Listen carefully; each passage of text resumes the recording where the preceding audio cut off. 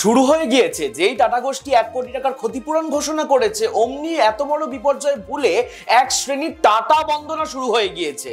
এই করে ক্ষতিপূরণ দিয়ে টাটাদের চরম গাফিলতিকে ধামাচাপা দেওয়ার চেষ্টা করা হচ্ছে না তো? তাই ক্ষতিপূরণের হিসেবটা একটু বুঝে নি। বোয়িং ড্রিমলাইনার 787 এর মতো বিমানের দাম 2000 কোটির মতো, যার বিমাও একই অর্থের। এই বিমা বা হাল ইন্স্যুরেন্সের সঙ্গে আন্তর্জাতিক বিমান যাত্রীদের প্রত্যেকের আলাদা বিমা করানো থাকে। তাই এই ক্ষতিপূরণের টাকা বিমা সংস্থাই টাটা গোষ্ঠীকে দিয়ে দেবে।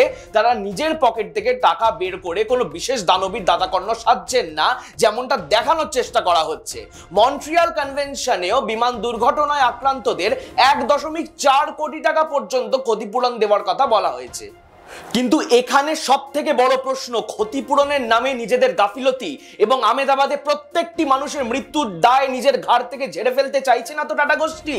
এর আগে কেন্দ্রীয় সরকারের মালিকানাধীন থাকার সময় 2020 সালে কেরলের ক্যালিকাটে এয়ার ইন্ডিয়ার বিমান দুর্ঘটনায় 21 জন মৃতের পরিবারদের মাত্র 10 লক্ষ টাকা করে ক্ষতিপূরণ দেবে বলেছিল বিমান সংস্থা, যা নিয়ে মামলা করা হয়। তাই টাকা দেখিয়ে যাতে টাটা গোষ্ঠী দায় থেকে পালিয়ে না যায়, সেই দায়িত্ব আমার আপনার সবার। এই দিকে নজর রাখবো আমি, শুভম গাঙ্গুলি, আর আপনারা দেখতে থাকুন দৃষ্টিভঙ্গি।